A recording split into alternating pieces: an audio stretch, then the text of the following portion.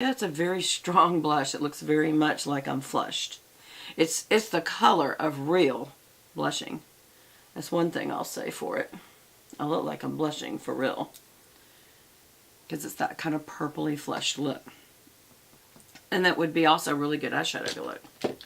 Okay, so I'm going to use an E55 and go into this highlight color. And to be honest with you, it's matte. Is that a powder color? It's not a highlighter. Because there's no shimmer at all to it that I can see. Yeah, there's none. So this is just like a powder, y'all. It almost looks like it was made for doing what I'm doing. You know, to keep it a matte look. Is there any pink to it at all? Maybe there is a pink to it. Is there? And the one thing I'm a little afraid to do is put anything on the front right here. So I'm not going to.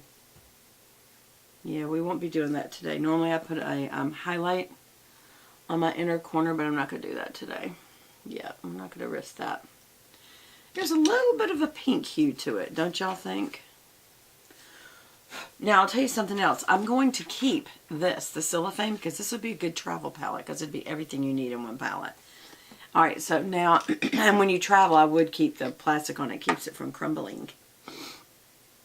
Okay, so now Cor de Rosa, this color right here. Tiger Lily is a little too orange, so I'm doing Cor de Rosa. This is kind of a brown blush color. And I would consider it a good transition color. We'll see, it may be too dark for that. Or it may be too pink for that. Oh my goodness, it is very pink. It's a very blushy color, but that would be good for transition.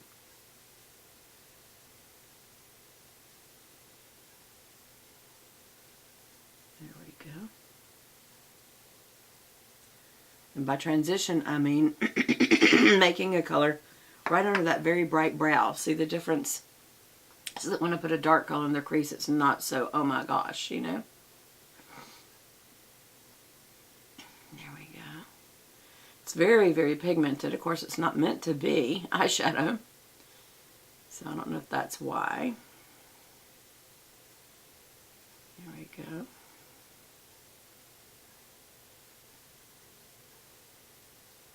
Yeah.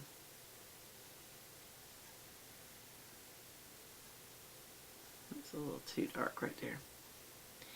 So that's that. And now we're going to take that was the E50. This is an E45, and we're going in the darker color, which is called Spice. And this is clearly a bronzer. It's a pretty dark bronzer, so it's obviously for cutting in, and I'm using it for the crease. And I'm going to look up so the skin will grab this color, literally. I'm going to mainly focus out on the outer area. And blend it back out. Because I'm kind of twisting the brush so that it mostly falls out there. As you can see, it's a subtle difference in the two, but I like a darker color in the crease for depth. Again, we're just going to go into the crease and look up, and what that does is the skin naturally grabs the brush, and so it kind of really holds that color in that crease area. I'm just going to twist it to get all the color off all the way around and then blend it back out. And there, it's a very subtle look. As usual, my color doesn't always take right there on my eye because I have a scar there. And as one of my subscribers pointed out, it's not the same skin texture. And that's a very good point.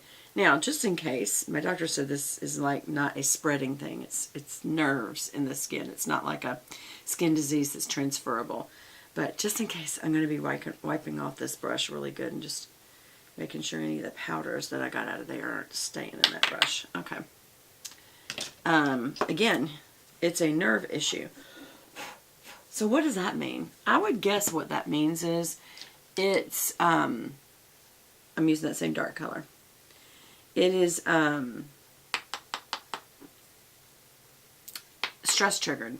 And that's not unusual, is it? We all have stresses, it seems like.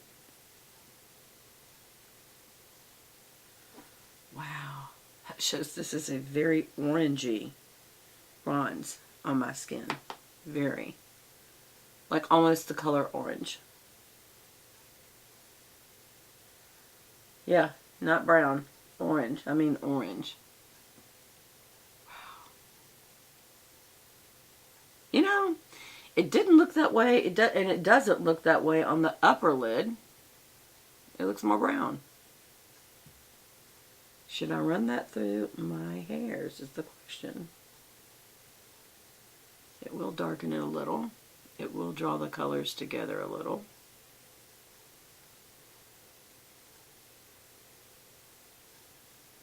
There we go. It may have been just what I needed to fill in where those little three prongy things didn't work.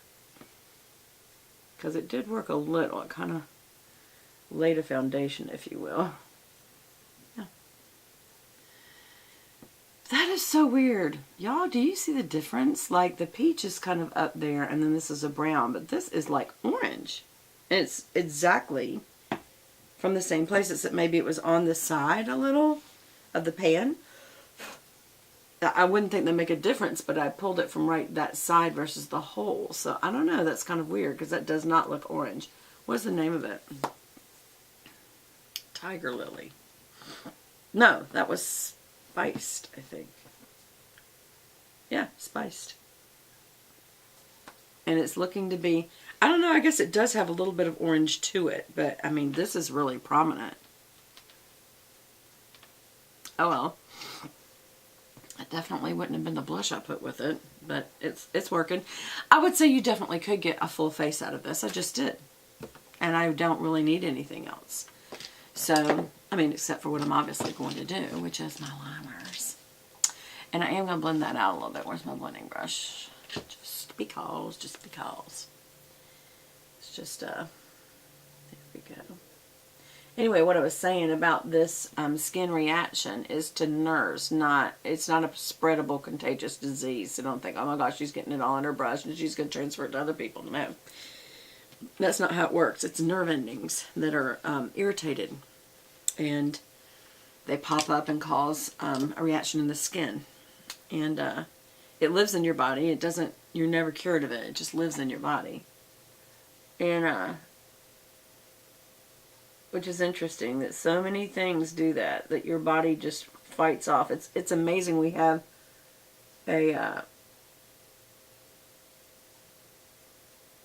immune system at all. The way our immune system has to fight so much off, even within our own body, not just outside of it. Keep in mind I didn't catch this. It's a condition. Isn't that weird? So nobody could have made me like catch this, and yet I have to watch it for the rest of my life.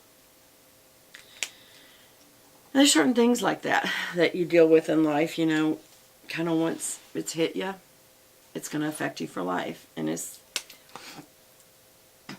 how you deal with things like that is how your life's going to go. For instance, if you go through a divorce, if you go through a death, which divorce is a death, it's the death of a marriage, and you mourn it the same. I've been through one, and you do mourn a death, especially if you have kids, because you know that it's affecting them. And again, that affects them for life. Now, how you would deal with it is everything. Are you going to let it just rock your world so much that you can't function anymore? For someone who may have a sensitive heart, they may feel like they don't have a choice. It just does. But at some point you have to move on with your life, even if it was a mistake you made. There's a lot of the things that we live with in life are from mistakes we made, not from something that was done to us, something we caught, something we got. Sometimes it's things we did, and we have to pay. And it's like, okay, well, that's true. Now, are you going to just like keel over and die because of it? I mean, you have to ask yourself, can you move on? And that is something that if you feel, look, I don't feel like I can, but I want to. Well, that's when you talk to the Lord and you ask Him, say, Lord, I want to move on. I want you to forgive me. If it's something you did that needs forgiveness, ask for it. He doesn't say, well, ask me again and ask me again and ask me. If you come to God with a true heart saying, Lord, I am truly sorry for what I've done, He hears that. And that's all that's needed. He knows if it's from the heart or if it's not from the heart. God knows. So, and then you ask Him for the strength to move on with life. And what does He have for you? What would He like to do with your life? Oh, what would you like to do with your life? It'll be much better if you go with His plan. Why does it take us so long to learn that? It does. I don't know how far into these videos I am. Where are we at? 23 or 25? 23. So that means I've got a couple of minutes. So what I will do with these couple of minutes is apply some mascara. I've got fallout. So what do we do with fallout? I almost started to wipe it. I was tempted. But it's best to flick it off with a brush. If you have a dual fiber like this, it flicks it off easier. A fan brush. A lot of kits, even cheaper kits, come with a fan brush. It literally fans out. Flick it off with that. It's the lighter hairs that can flick it off without rubbing it in. That's why. You don't want to rub it in. Now, if this ends without me finishing, and I think it will because it takes me more than a minute to do my mascara, then I will say I hope you have a wonderful day.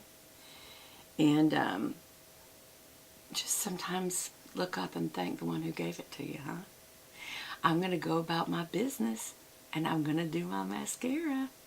And I may just decide if it takes me another whole video, 12 minutes to do my lashes, I hope not, to go to part 3, but I think this will be the end on part 2. I love you guys. Bye! Bye, bye, bye, bye, bye.